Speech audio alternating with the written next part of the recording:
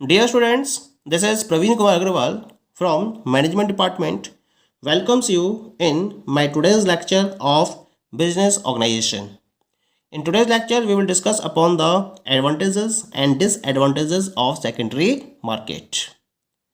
Secondary market के क्या क्या एडवांटेजेस हैं, क्योंकि सेकेंडरी मार्केट वो मार्केट होता है जहां इन्वेस्टर्स फ्रीली अपनी सिक्योरिटीज़ को परचेज कर सकते हैं और सेल कर सकते हैं, यानी कि इनमें ट्रेडिंग कर सकते हैं और इस ट्रेडिंग के बेसिस पर प्राइस फ्लक्चुएशन का बेनिफिट लेते हुए प्रॉफिट को भी अर्न कर सकते हैं। तो ये आपका सेकेंडरी मार्केट का कॉन्सेप्ट होता है जिसको हमने प्रीवियस लेक्चर में डिस्कस किया था। आज के लेक्चर में हम डिस्कस करेंगे कि इन सेकेंडरी मार्केट के क्या क्या एडवांटेजेस रहते हैं। The very first advantage is that investors can ease their liquidity problems in a secondary market conveniently. Like an investor in need of liquid cash can sell the shares held quite easily as a large number of buyers are present in the market. सबसे बड़ी बात क्या होती है, investors की liquidity problem को solve करने के लिए सेकेंडरी मार्केट प्रॉपरली वर्कआउट करता है। मान लीजिए कि एक इन्वेस्टर है जिसको लिक्विड कैश की रिक्वायरमेंट है, तो वो क्या कर सकता है, जो भी उसके पास शेयर्स अवेलेबल हैं उनको सेकेंडरी मार्केट में सेल करके लिक्विड कैश का अरेंजमेंट कर सकता है और बहुत आसानी से सेल कर सकता है वो उसके लिए, क्योंकि मार्केट में शेयर्स को परचेज करने के लिए large number of buyers present हैं। तो उनमें से जिसके साथ में उसकी डीलिंग बेस्ट हो जाती है उसके बेसिस पर वो अपने शेयर को सेल करके लिक्विड कैश को रिकवर कर सकता है। Okay, second advantage is that the secondary market indicates a benchmark for fair valuation of a particular company. सबसे बड़ी बात क्या है, कंपनी के लिए भी फायदा होता है, क्योंकि कंपनी की जो परफॉर्मेंस होती है उसका एक फेयर वैल्यूएशन फोकस किया जाता है बाय द सेकेंडरी मार्केट, और ये एक बेंचमार्क की तरह काम करता है। यानी कि जो कंपनी है, जो उसकी परफॉर्मेंस चल रही है, उस परफॉर्मेंस को प्रॉपरली डिफाइन करता है सेकेंडरी मार्केट, और उसके बेसिस पर कंपनी अपनी परफॉर्मेंस को प्रॉपरली इवेल्युएट करने की पोजीशन में भी रहती है। ये पता कर सकती है कंपनी बेटर परफॉर्म कर रही है या फिर वर्स परफॉर्म कर रही है। अगर उसके शेयर के प्राइजेस लगातार जंप कर रहे हैं, इसका मतलब कंपनी की परफॉर्मेंस बहुत अच्छी जा रही है, और अगर उसके शेयर्स के प्राइस लगातार डाउन हो रहे हैं, इसका मतलब कंपनी कहीं ना कहीं अपनी परफॉर्मेंस में डाउन जा रही है। यानी कि एक तरीके से सेकेंडरी मार्केट कंपनी के पॉइंट ऑफ व्यू से बेंचमार्क का काम करता है। ठीक है, थर्ड पॉइंट की बात करते हैं इसके सेकेंडरी मार्केट के। Price adjustment of securities in a secondary market takes place within a short span in tune with the availability of new information about the company. जैसे जैसे कंपनी के बारे में नई इंफॉर्मेशन आती रहती है, उसके अकॉर्डिंग सेकेंडरी मार्केट में सिक्योरिटीज के प्राइस एडजस्ट होते रहते हैं, वो भी एक बहुत शॉर्ट स्पान ऑफ टाइम में। छोटे से टाइम में जैसे ही कोई इंफॉर्मेशन अवेलेबल होती है कंपनी के बारे में, उसके बेसिस पर कंपनी के सिक्योरिटीज के प्राइजेस एडजस्ट होते रहते हैं, अप और डाउन होते रहते हैं। अगर कंपनी की परफॉर्मेंस अच्छी आ रही है, उसके रिगार्डिंग प्रॉपर गुड न्यूज़ आ रही है कंपनी की परफॉर्मेंस के रिगार्डिंग, तो उसके शेयर के प्राइजेस लगातार क्या होंगे, हाई होते रहेंगे। और अगर कंपनी के टाइप्स पॉइंट ऑफ व्यू से, परफॉर्मेंस के पॉइंट ऑफ व्यू से नेगेटिव न्यूज़ आ रही हैं, तो कंपनी के शेयर्स पर भी इसका असर पड़ेगा और उसके प्राइजेस डाउन होते रहते हैं। तो ये बहुत प्राइस सेंसिटिव होता है, और जो प्राइस सेंसिटिव है ये इंफॉर्मेशन सेंसिटिव के बेसिस पर वर्कआउट करता है। ठीक है, fourth point is that investors funds remain relatively safe due to heavy regulations governing a secondary stock market. The regulations are stringent as the market is a source of liquidity and capital formation for both investors and companies. सबसे बड़ी बात क्या है कि जो investors का fund है वो सेकेंडरी मार्केट में बिल्कुल सेफ रहता है, डूबता नहीं है, कोई उनके पैसे को प्रॉपरली डिस्ट्रॉय भी नहीं कर सकता, चीटिंग पॉसिबल नहीं है सेकेंडरी मार्केट के अंदर। क्यों? क्योंकि सेकेंडरी मार्केट में हैवी रेगुलेशंस गवर्न होते हैं, सेबी के अंडर में वर्कआउट होता है पूरा, और पूरे rules, complete rules and regulations के अंडर में ट्रेडिंग को फोकस किया जाता है। एक ऑर्गेनाइज्ड मार्केट होता है, एक ऑर्गेनाइज्ड स्ट्रक्चर होता है जिसके थ्रू इन्वेस्टर्स अपने फंड को मार्केट में इन्वेस्ट करते हैं। मार्केट में जो रेगुलेशंस हैं वो क्या होते हैं, दे आर स्ट्रिंजेंट, क्योंकि मार्केट क्या है, एक तरीके से लिक्विडिटी का प्रॉपर सोर्स है, और यहाँ इन्वेस्टर्स और कंपनीज दोनों के लिए कैपिटल फॉर्म होती है। तो ये दोनों के लिए ही, इन्वेस्टर्स के लिए भी और कंपनीज के लिए भी कैपिटल फॉर्मेशन काम करता है। इसी वजह से यहाँ जो इन्वेस्टर्स का फंड है वो रिलेटिवली सेफ रहता है। ठीक है। And the last advantage of secondary market is that mobilisation of savings become easier as investors money is held in the form of securities. सबसे बड़ी बात है कि सेविंग्स का मोबिलाइजेशन है वो बहुत आसान हो जाता है। अगर आपको सेविंग को मोबिलाइज करना है तो सेकेंडरी मार्केट एक बहुत अच्छा ऑप्शन है, क्योंकि यहाँ पर जो इन्वेस्टर्स का अमाउंट है वो सिक्योरिटीज के फॉर्म में सेव होता रहता है, क्योंकि इन्वेस्टर्स ने अपने फंड को इन्वेस्ट किया और उसके एक्सचेंज में क्या मिली, उन्हें सिक्योरिटीज मिलती हैं। तो जो इन्वेस्टर्स का फंड है, ये जो मनी है वो सिक्योरिटी के फॉर्म में सेव होता रहता है। इसी वजह से यहाँ पर सेविंग को मोबिलाइज करना बहुत ज़्यादा आसान होता है। तो ये तो बात हो गई about the advantages of the secondary market. Okay, now we will discuss about some of the disadvantages of secondary market.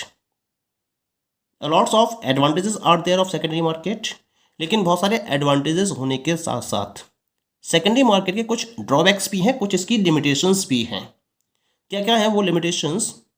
The very first one is the prices of securities in a secondary market are subject to high volatility and such price fluctuation may lead to sudden and unpredictable loss to investors.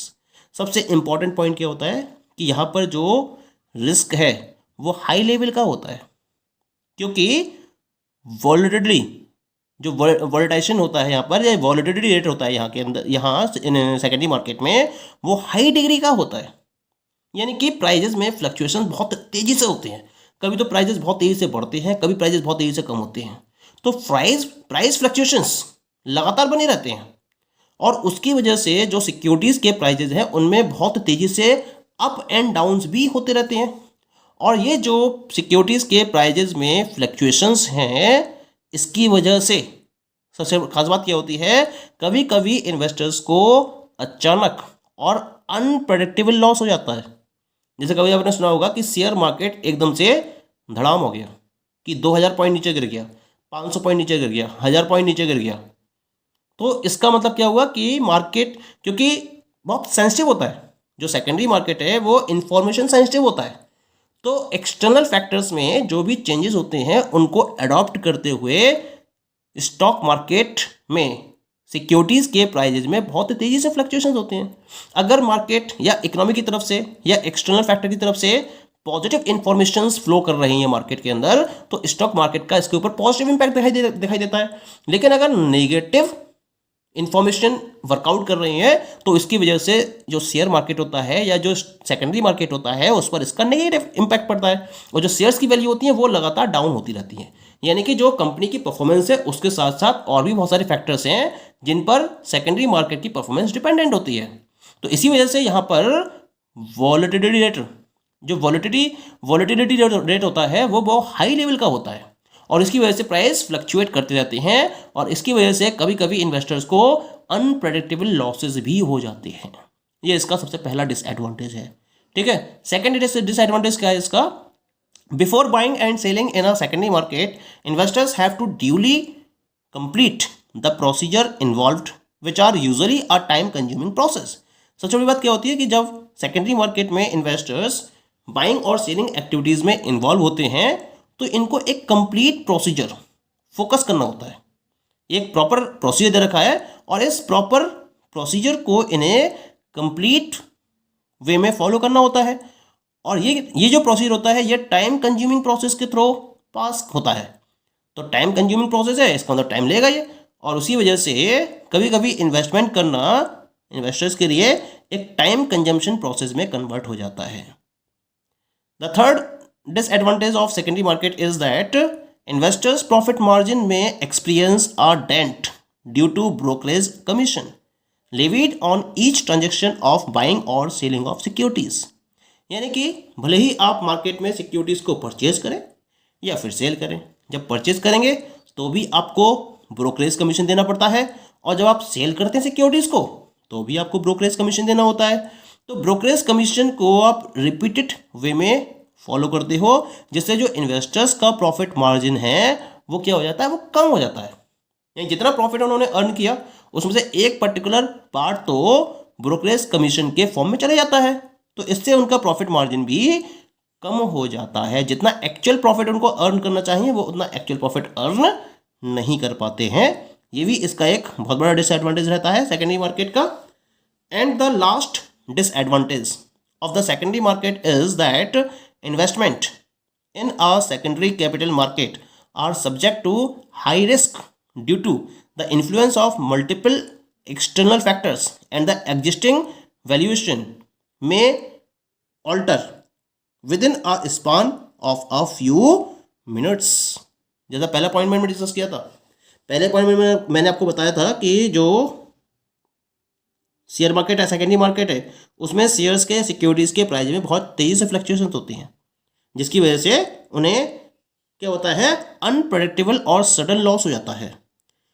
इसके पीछे reason क्या होता है? इसके पीछे reason है कि जो सेकेंडरी मार्केट है उसमें मल्टीपल एक्सटर्नल फैक्टर्स वर्कआउट कर रहे होते हैं और उसकी वजह से शेयर मार्केट में इन्वेस्टमेंट करना एक तरीके से हाई रिस्क एक्टिविटी में कन्वर्ट हो जाता है। ये जो फर्म की परफॉर्मेंस है या कंपनी की परफॉर्मेंस है उसके बेसिस पर शेयर्स के प्राइसेस को इवेल्युएट किया जाता है, दिस इज वन पॉइंट। लेकिन इसके साथ साथ डिफरेंट टाइप के एक्सटर्नल फैक्टर्स भी इसमें वर्कआउट करते हैं, उनको भी कंसिडर किया जाता है और उसके बेसिस पर भी शेयर मार्केट में या फिर सेकेंडरी मार्केट में सिक्योरिटीज के प्राइजेस में चेंज होते रहते हैं। मान लीजिए कि गवर्नमेंट ने पैकेज प्रोवाइड किया या एनकरेजमेंट पॉलिसीज को इंक्लूड किया, तो एनकरेजमेंट पॉलिसीज को इंक्लूड किया अगर किसी भी इंडस्ट्री के रेफरेंस में, तो क्या होगा, उस इंडस्ट्री के रेफरेंस में शेयर्स के प्राइस इंक्रीज हो जाएंगे।